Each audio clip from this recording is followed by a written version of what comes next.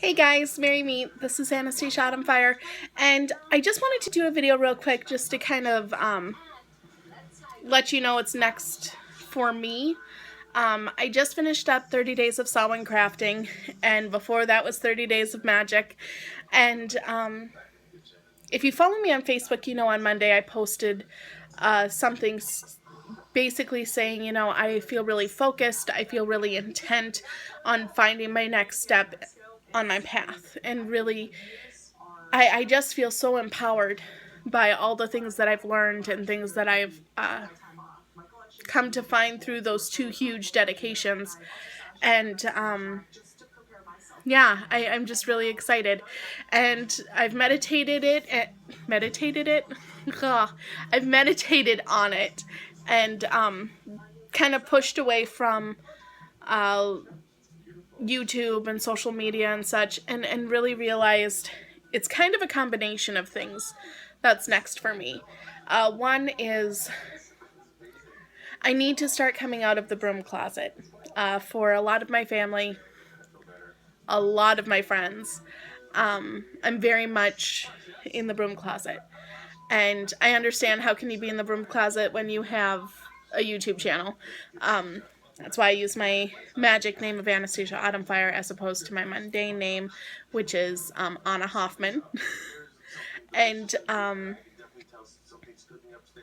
even on Facebook, I have two profiles, and even my mundane profile isn't Anna Hoffman. It's a different name, because I even then have some witchy stuff on there that I don't want, my family, extended family, to see or know about. So it's time to kind of break that down, and it's going to be a slow process. I'm starting to integrate more of me into Anastasia Autumnfire in a more public arena, as opposed to just, okay, YouTube, you see who I am, but that's about it. So there's that, and then I realized my next step, or next thing to learn, so to speak, is working on divination. I have wanted to study different forms of divination for quite some time. I've tried several different ways. I've attempted to learn the runes. Sorry, things are falling. I've learned enough of tarot to kind of get through a reading, but even that, it doesn't feel quite right. So, and then there's also Ogum, and I have worked with pendulum to some degree, but there's so many things I've wanted to do aside from learning these things. I wanted to make a spirit board, and I bought all the material, and it's kind of on the back burner. I wanted to make my own rune set, and I've got everything I need, but it's not being done. I've gotten tarot decks that I've absolutely loved, and my daughter has kindly gone through a couple of them, and so I use them for spell components and focus items, but I don't necessarily know what I'm doing, how to engage intuition, how to engage spirit, and also just I can kind of look at the cards and go, okay, Tower, you're bad juju, I get it. Empress, I know, is about fertility. Hanged Man, I know, is about stagnation. Death is about change. Hermit is kind of about distancing yourself. I can kind of go through and get the gist of the major arcana. Minor arcana, I'm at a loss. I need my books that, every tarot deck comes with its little handy dandy booklet. I need that.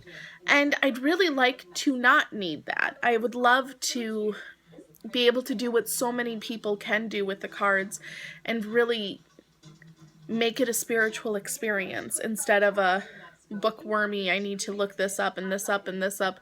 You lose some of that magic, I think.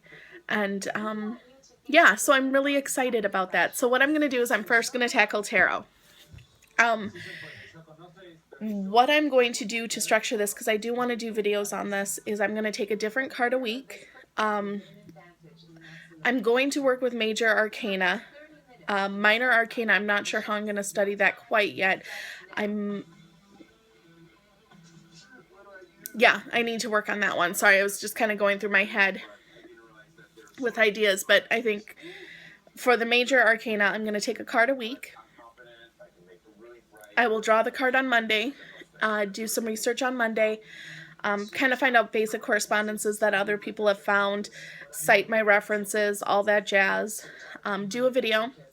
Then I will kind of focus on that card through the week. I'll meditate with that card. I will work with that card. I'll work on tarot readings as well and see if that card comes up. I'll carry that card with me in day to day and see how that affects me.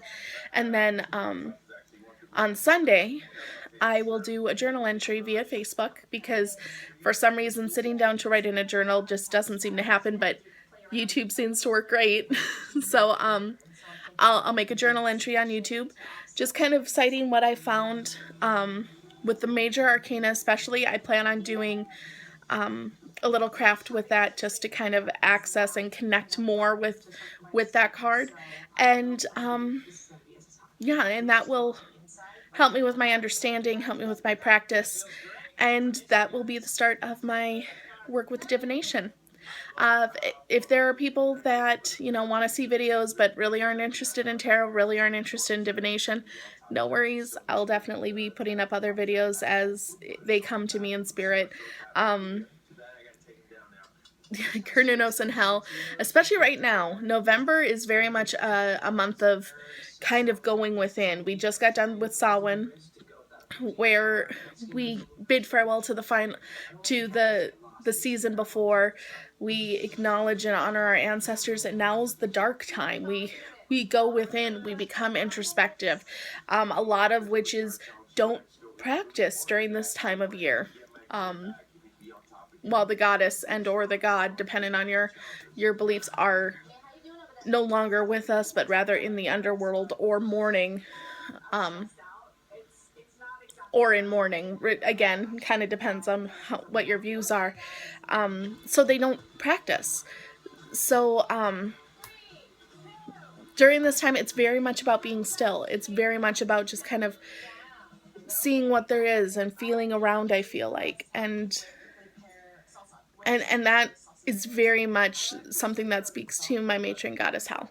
She's all about stillness, all about quiet, all about going within to find that message that you are supposed to hear, if that makes sense. So yeah, so there will be other videos, there will be other topics as well, but I wanted to give myself a for sure this date and this date. This is what I'm doing. This is the game plan. So I have some structure while still leaving time open for other discoveries. I noticed when I did 30 Days of Magic and I did 30 Days of Samhain Crafting, it became so focused on, I need to get the craft done, I need to get the craft done. I didn't do a lot of videos where I was kind of letting you in on the aha moments I had off camera. I was just showing you the craft itself and giving you a bit of insight into the intent and what I've learned. But both of those dedications were so insightful and so meaningful to me and so spiritual, and they really helped focus and guide me. And I think that's why I'm now finally able to move on to something as big to tackle as divination. For me, it's very much something that connects me to my ancestors. On my father's side, they were Russian pagan gypsies who were very much about tarot and very much, as cliche as that may sound, they were, and they were very big on, as well as herbalism and healing. But they were very much wise women and sages that would aid people wherever they traveled. So it very much takes me back to them. So yeah, that is the next step for me, and I hope you guys will kind as cliche as it is, I've said as cliche as it is a lot in this video. I'm sorry. But as cliche as it is, come along with me on my journey. And as always, please comment, like, subscribe, all that fun stuff.